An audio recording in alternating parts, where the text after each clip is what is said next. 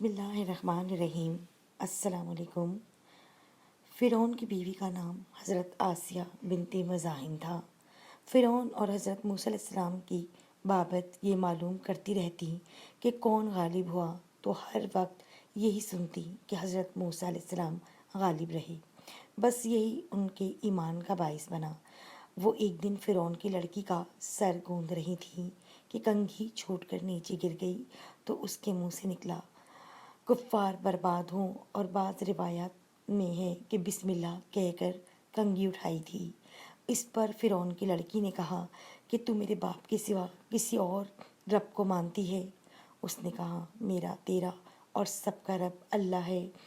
اس نے غصے میں آ کر اس کو مارا پیٹا اور جا کر اپنے باپ کو بتا دیا۔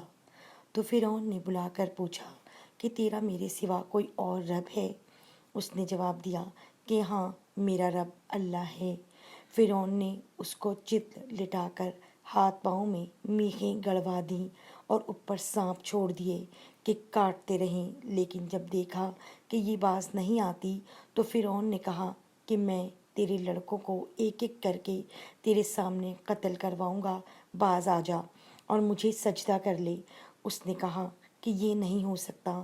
اس ظالم نے ایک لڑکے کو منگوایا اور مار ڈالا۔ انہوں نے اپنے پیارے سے پیارے بچے کو بچشم خود دیکھا اور صبر کیا۔ اس بچے کی روح نکلی تو اس نے کہا اے ماں، خوش ہو جا، اللہ نے تیرے لیے بڑے بڑے ثواب تیار کر رکھے ہیں۔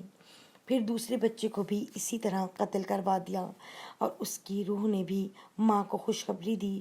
فرعون کی اہلیہ نے ان دونوں بچوں کی خوشخبری سنی تو ایمان لے آئی، اور ادھر اس مظلوم عورت کی روح بھی اللہ تعالیٰ نے قبض کر لی، اور اس کی منزل اور مرتبہ جو خدا کے ہاں تھا وہ حجاب ہٹا کر فرعون کی بیوی کو بھی دکھا دیا گیا۔ تو یہ اپنے ایمان اور یقین میں بہت بڑھ گئیں، یہاں تک کہ فرعون کو بھی اس کا پتہ چل گیا، اور اس نے ایک دن اپنے درباریوں سے کہا کہ تمہیں کوئی میری بیوی کی خبر ہے؟ تم اسے کیا جانتے ہو؟ سب نے بڑی تعریفیں کی اور بھلائیاں بیان کی۔ فرعون نے کہا تمہیں نہیں معلوم یہ میرے سوا دوسرے خدا کو مانتی ہیں۔ پھر مشہور ہوا کہ انہیں قتل کر دیا جائے۔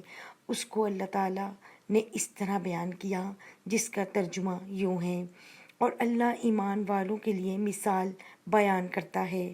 فرعون کی بیوی نے کہا میرے پیارے رب، میرے لیے اپنے پاس جنت میں ایک گھر بنا دیجئے اور مجھ کو فرعون اور اس کے عمل سے بچا لیجئے۔ فرعون غصے کے وقت لوگوں کے ہاتھ پاؤں میں میخیں گڑوا کر مار ڈالتا تھا، چورنگ کو کر کے اوپر سے بڑا پتھر پھینکتا تھا جس سے اس کی روح نکل جاتی۔ میخوں کی سزا کا معجزن فرعون تھا، اس سے پہلے یہ سزا کسی نے نہیں دی۔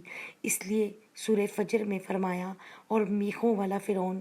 فرعون نے کہا جو بڑی سے بڑی چٹان تمہیں ملے اسے اٹھا لاؤ، اور آسیہ کو چت لٹا کر اسے کہو کہ اپنے عقیدے سے باز آ جا۔ اگر باز آ جائے تو وہ میری بیوی ہے، عزت و حرمت سے واپس لاؤ۔ اگر نہ مانے تو وہ چٹان اس پر گرا دو، اس کا قیمہ بنا دو۔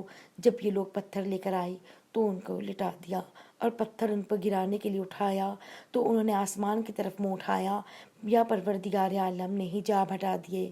جنت اور وہاں جو مکان ان کے لیے بنایا گیا تھا انہوں نے اپنی آنکھوں سے دیکھ لیا، اور اس میں ان کی روح پرواز کر گئی۔